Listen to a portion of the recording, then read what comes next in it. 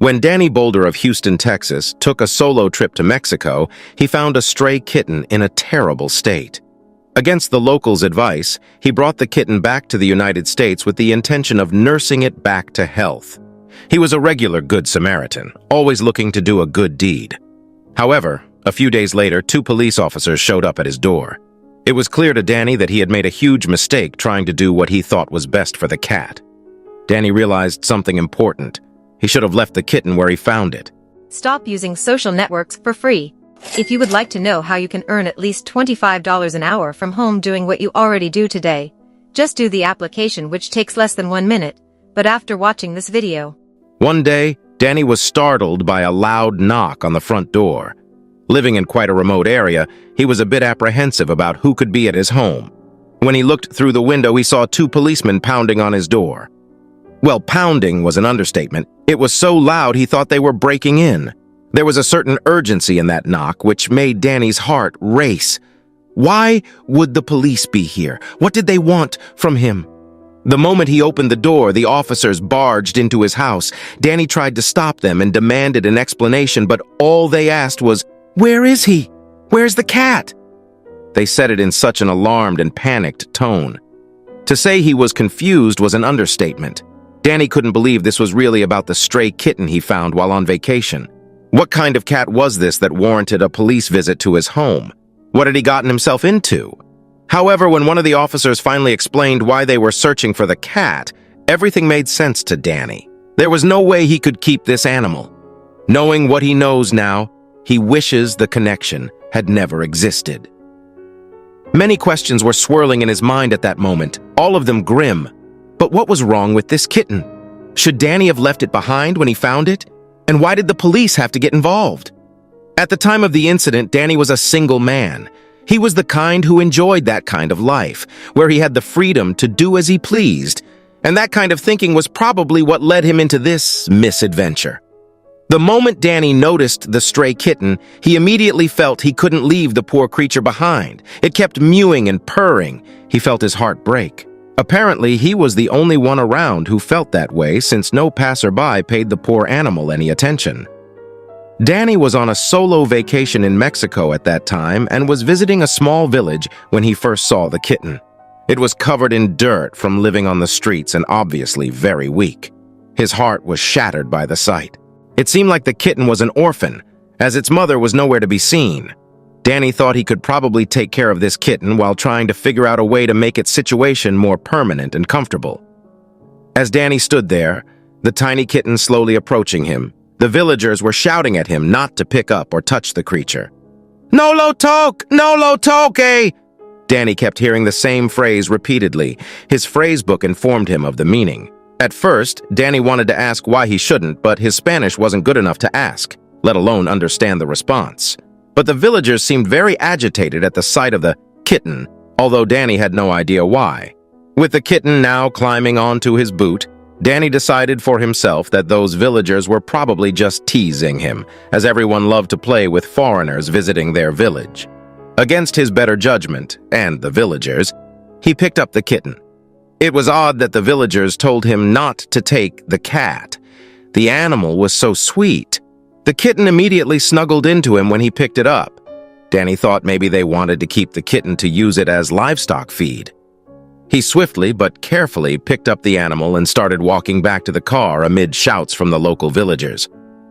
They chased him to the car, asking him to let go of the cat. "Deje el gato! Deje el gato!" He could hear a mix of reactions from them, but he couldn't comprehend what they were trying to say. His phrase book covered a lot, and this was an unusual situation to start with. Danny could understand there were emotions ranging from anger to indifference. Danny opened the car, wrapped the kitten in an old sweater, and quickly drove off before any of the villagers could try to stop him. He didn't understand why there was so much fuss over the kitten. It seemed like a disproportionate response for such a small creature. But figuring out the commotion was the furthest thing from Danny's mind now. All he could think about was giving food and water to the poor creature and then taking it to an animal shelter. Time was of the essence, and the cat seemed to worsen with every passing minute. Danny began to drive without any idea of where he would end up. He was just in search of a larger town where they might have pet stores or at least sell proper kitten food. This was the first time he had to care for a cat, after all. Danny had no idea what to do except what he found in a quick Google search. There was a bit of urgency as he realized the kitten was very hungry and running out of energy. That's when he noticed something very crucial. Throughout this ordeal, Danny had fallen deeply in love with this tiny creature. After all, he was an animal lover at heart, and in his heart he couldn't leave this kitten alone. He decided he would do whatever he could to help. He had already forgotten the shouts, and all the unclear warnings from the local villagers had been pushed to the back of his mind. The traveler felt it was his mission to give this beautiful creature another chance at life. So Danny resolved to give the cat the help it needed. Initially, he wanted to leave the kitten at a local shelter when he returned to his home in the United States. However, given the grim conditions in that part of Mexico, he had no idea about the quality of life those shelters could offer. Should he just keep her with him? Despite the seemingly poor conditions, he knew he couldn't leave the kitten even if he wanted to. Danny had already started forming a bond with the animal, and the only logical solution seemed to be taking her home with him. After the kitten had eaten and drank a bit, she seemed to revive a little.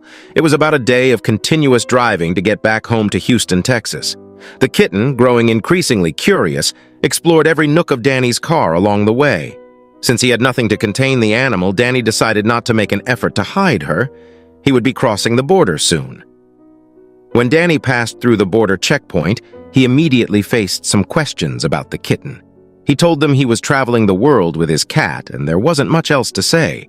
The border guards exchanged a few phrases amongst themselves, but Danny got permission to continue driving quite swiftly. As usual, it was bustling at the border. Danny figured they didn't want to spend much time arguing about why he'd bring a kitten back to the United States, considering there were probably many other things demanding their attention. Danny felt relieved to be allowed to continue his journey to bring his furry friend to what he hoped would be her forever home. He had always dreamt of having a pet cat, so this situation felt like his dream had truly come true. However, after a while, it turned out this wouldn't be the case. Danny has a heart of gold, which was further evidenced by bringing a lost kitten off the streets of Mexico into his home. He was not naive, though, as he realized a stray kitten could also carry countless diseases. So, he decided to schedule an appointment with the veterinarian once he got home. Fortunately, Danny managed to go straight to the vet the next day. He was the first appointment of the day, so he had to wake up early. Despite waking up early, he was almost late because of the kitten who wouldn't let herself be caught. While Missy continued to elude him, Danny realized he needed to give her a name. He decided he would call her Missy from now on. Missy seemed too curious for her own good, as Danny constantly lost sight of her. She was small enough to fit into anywhere she pleased and did so with gusto. Danny finally found her under the sink just in time to make it to the vet appointment. However, to his surprise, it seemed Missy was now much less willing to be caught compared to yesterday. He would soon find out why. Perhaps it was because she had gained some strength, and her survival instincts kicked in more, but every time Danny tried to grab her, he was almost bitten. He even seemed to hear her growl. Danny had never experienced this before. So he thought of something that might help. With the help of some gloves, he managed to place her in his old cat's cage, and they went to the vet. Danny really hoped this change in behavior was just temporary. He was getting a bit tired of all the loud hissing. How was it possible for Missy to hiss so loudly? During the trip to the vet, it became clear that Missy was stressed and wanted out of the cage as fast as possible. She hissed constantly and scratched at the cage's interior. Danny tried to calm her down, but when he moved his hand towards the cage, she immediately scratched him. After Danny arrived, the vet said it would be best to sedate the kitten. That way he could examine her safely. As Danny told him he had picked the poor animal off the streets, the vet questioned how the weak kitten would react to the injection. The vet judged that Missy seemed very weak and malnourished, so an anesthetic could lead to death in such a case. With no other options, the vet decided to open the cage and take Missy out.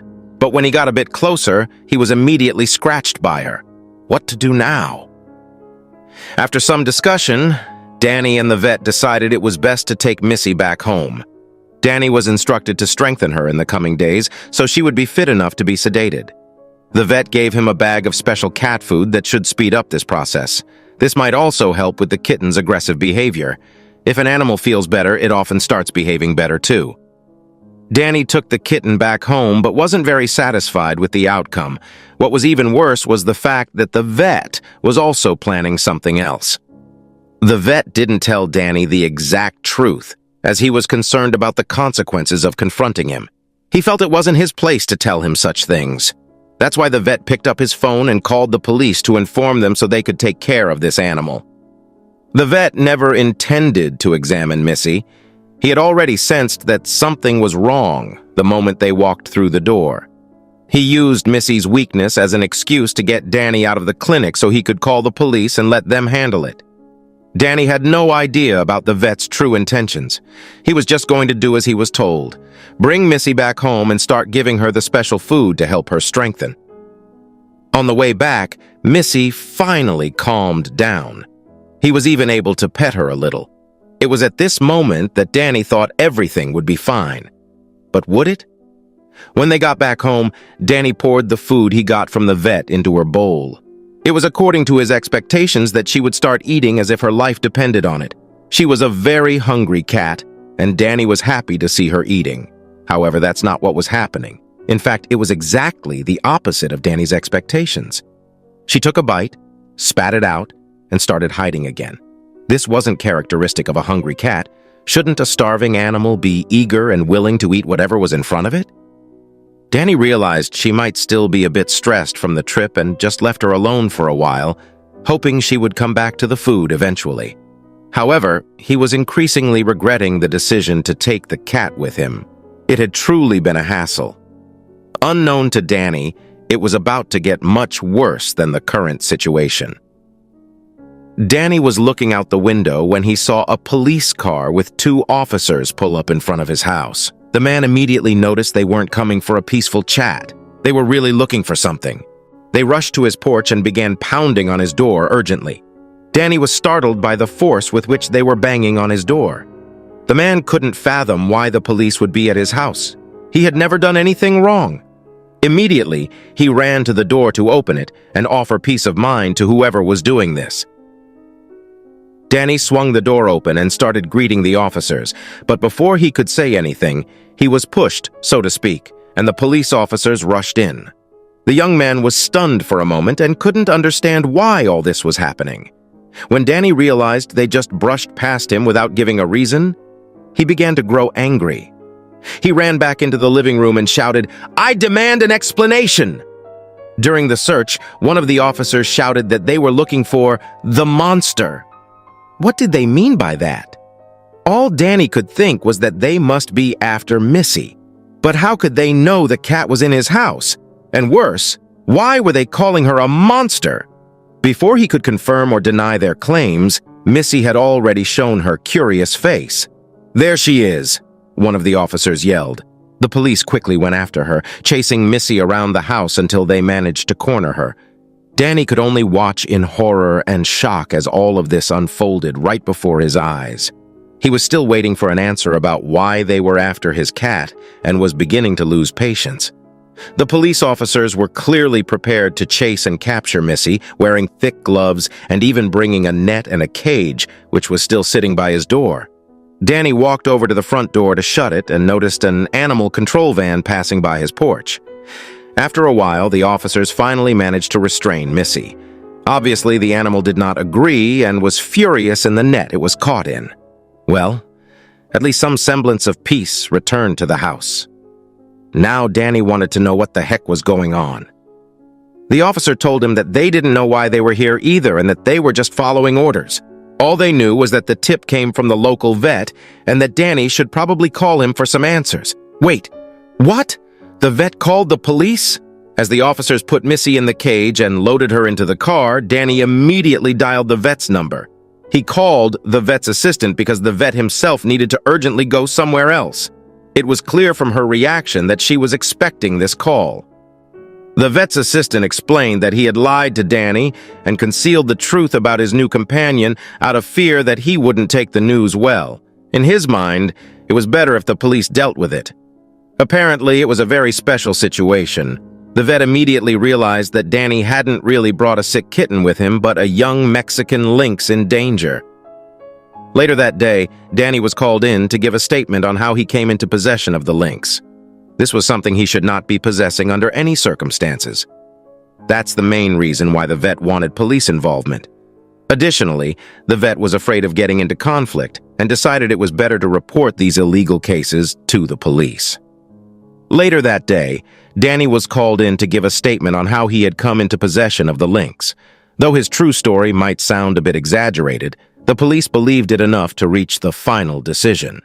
The authorities decided not to press further charges against him after searching his house and finding no evidence of illegal practices. The lynx was handed over to a rescue center where it would be allowed to grow for a year or two and then would be sent back to Mexico.